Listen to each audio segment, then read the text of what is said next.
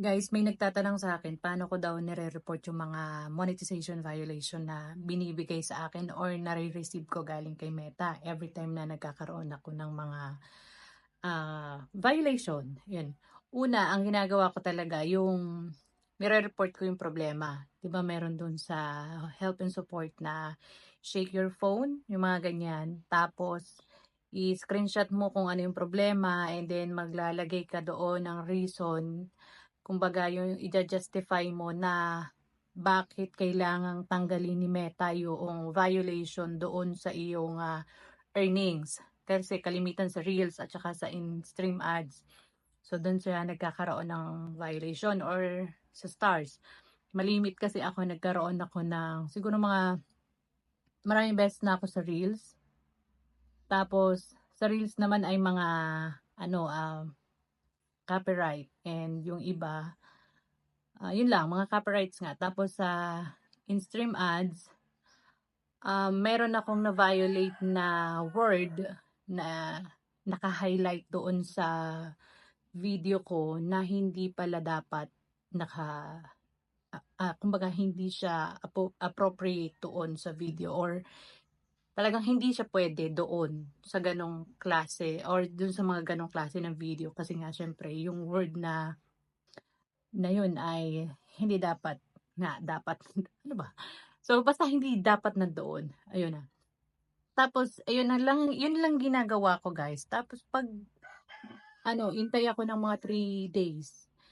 Minsan naman hindi siya nagagawan ng paraan. Hindi siya natatanggal. So ang ikaw na lang talaga yung gagawa ng paraan para matanggal yung violation mo.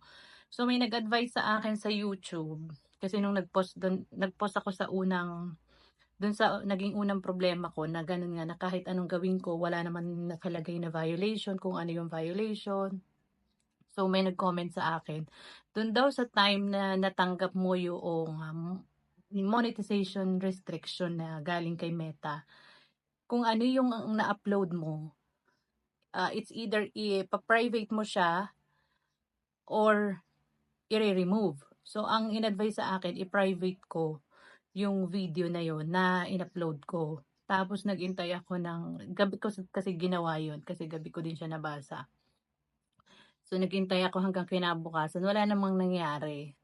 Pero ang ginawa ko na lang, kasi siguro naisip ko baka madidetect pa rin ni Meta kahit naka-private yung aking video. Kasi syempre nandun pa rin siya sa aking Facebook account. Tapos ang ginawa ko, dinilit ko na lang. Pagka-delete ko, agad-agad siya natanggal. Yung monetization na restriction sa earnings ko, limited daw yung earnings na mangyayari dun sa in-stream ads at saka sa Reels. Kasi yung video na yun na in-upload ko sa long video at ini-upload ko din sa short video. So parehong restricted yung earnings ko doon sa in-stream at saka doon sa Reels. So tinanggal ko kaagad yun. Yun nga, natanggal din kaagad yung restriction ko, yung violation.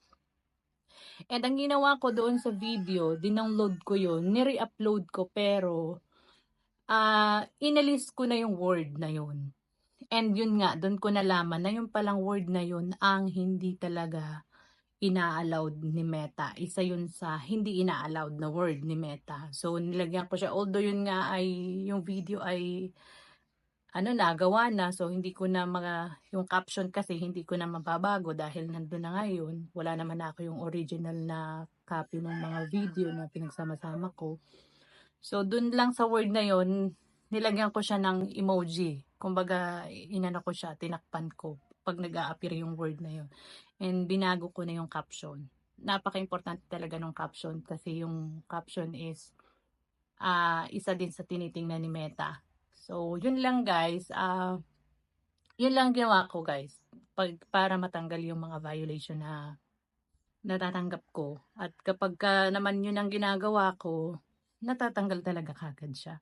So, ilang beses na nangyari sa akin yun. Kaya yun lang naman yung yung pwede kong ma-advise kasi na-experience ko na yun at saka na-experience ko na kumbaga tested ko yun sa sarili ko kasi yun nga yung malimit lang na solusyon na ginagawa ko. And thank you guys. Sana makatulong. Bye!